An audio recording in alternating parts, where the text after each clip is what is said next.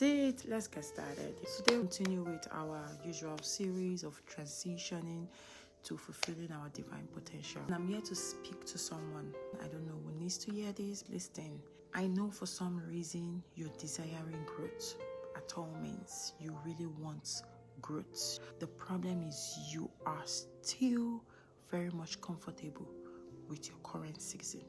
You're still very much comfortable with your current experience, with your current level. Are you aware that you are hindering yourself? Are you aware that you're hindering your progress? Now, let me talk to you. Let me take you back to the Bible. Remember the story of Joshua, right? And how he was comfortable, very accustomed to following Moses, that he literally relied on his leadership. He was too carried away with being a follower under Moses' leadership, that he did not understand that he was meant for more, that God has chosen him to be a leader himself and not a follower. God needed him to rise up. God needed him to be his mouthpiece, but he couldn't understand it.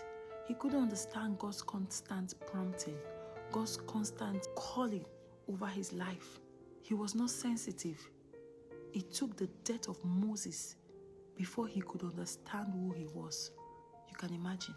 That's when it became very clear for him to advance, especially because a new leader was needed. They needed someone who could receive direct guidance from God.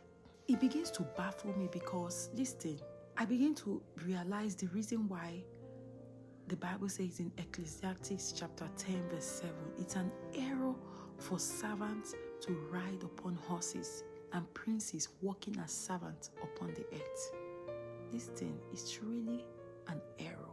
How can a king be living on earth like a servant, like a slave?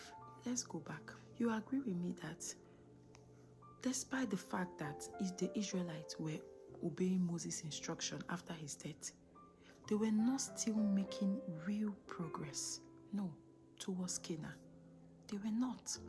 That's because God's intention was not just for them to follow rules. His intention was to lead them to the promised land. Hear me, child of God. I don't know who needs to hear this. It is time to rise up. Listen, as you enter this year 2026 that we're about to enter now, you must be very, very intentional about stepping out of familiar level, familiar rules and experience, those familiar experience, and embrace new responsibility.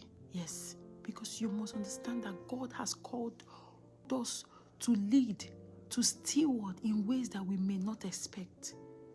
It may be to go back to school and get that doctorate degree, go back to school and get that PhD, to start your own business, be your own boss, to start that ministry, that missionary assignment that God has been placing in your spirit to stand, or be an entrepreneur, or to release that song, to write that book, one thing or the other. There's something God is prompting in your spirit to do. I don't know who this is for, but I'm here to encourage you to rise up and take a bold step. Not everyone is destined to be a follower. And you know yourself. You know yourself. You listening to me. You know yourself. You child of God. You chosen one. You know yourself. For some reason, you feel that unrest in your spirit that you are meant for more. You know that you are not supposed to be where you are. Hear me. It is time. Arise. Take a bold step, child of God. As you get into this 2026, it is time to transition from being a follower to a leader, because, listen, it is very essential for fulfilling God's plan for your life, that his will be done in your life as it is in heaven. And you cannot afford to be a spectator. Hello? Does that make sense? You cannot afford to miss destiny. And that's period.